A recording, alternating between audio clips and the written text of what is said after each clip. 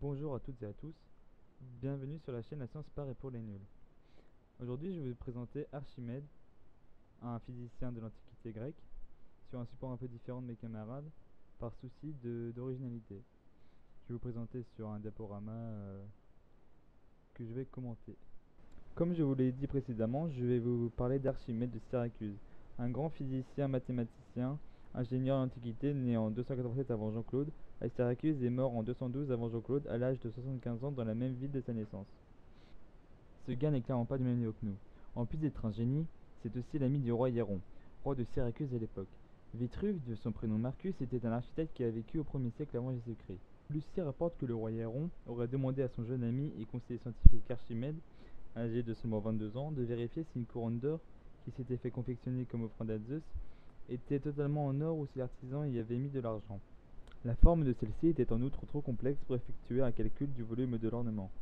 Archimède aurait trouvé le moyen de vérifier si la couronne était vraiment en or, alors qu'il était au bain public, en observant comment les objets flottaient. Il serait alors sorti dans la rue entièrement nu, en s'écriant le célèbre Eureka, j'ai trouvé. Vous l'aurez compris, je l'espère, ce que je viens de vous raconter tient plus du mythe que du fait réel.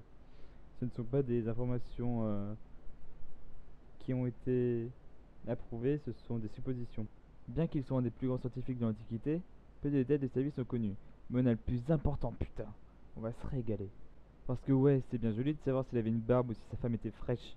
Mais ce qui nous intéresse, nous les nuls en sciences, ce sont les inventions et les découvertes que notre grand barbu a bien pu faire.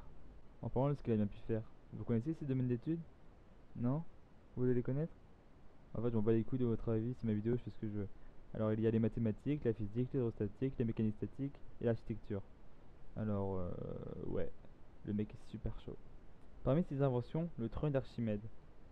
On dit qu'avec un tel mécanisme, Archimède put procéder d'une seule main au lancement d'un grand navire, exaltant la force de ses créations en prononçant la célèbre phrase Donnez-moi un point d'appui et je soulèverai le monde. Il y a aussi la pompe à vis sans fin, la grue bombardier d'Archimède, le canon à vapeur, et aujourd'hui celle qui nous intéressait est l'aréomètre d'Archimède, utilisé pour connaître la densité d'un liquide. Je vous retrouve donc dans quelques secondes pour tester un aréomètre maison que j'ai créé moi-même. Bonjour. Alors voilà, on va commencer l'expérience qui consiste à mesurer une densité. Alors qu'est-ce que c'est qu'une densité? Une densité, c'est le rapport entre une masse volumique et une masse volumique de référence. Alors nous, on s'intéresse au liquide, alors on va prendre la masse volumique de référence de l'eau, donc celle-là. La masse volumique, ça représente un nombre enfin un poids, ou plutôt une masse, par unité de volume. Par exemple, l'eau, c'est 1 kg pour 1 litre. Voilà. Alors je vais faire ça avec de l'eau et de l'huile. Et voilà, c'est parti. Là voilà, ici on a fait deux traits pour représenter les deux masses volumiques. Bon, on n'a pas d'unité, mais on peut différencier les différents liquides. Alors je vais vous montrer avec ce petit matériel très très cher. Alors là c'est de la pâte à modeler avec une paille que j'ai coupée. Je vais vous montrer. Hop.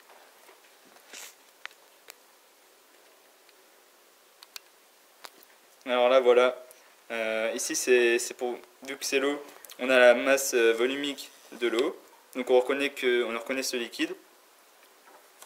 Maintenant, je vais vous montrer la différence avec l'huile. C'est pas de l'huile de palme, parce qu'il faut sauver les bonobos, tout ça. Bon, un bisou, tu connais.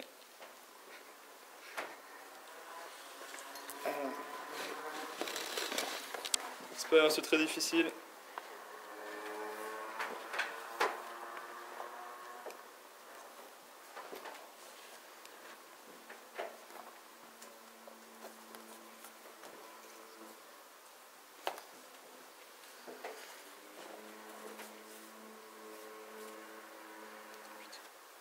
C'est un peu compliqué à faire tenir, je vais tenir avec ma main. Alors voilà, on voit bien la différence avec la densité de l'eau. Ça va un peu plus bas parce que la densité est plus faible. Et voilà, c'est tout.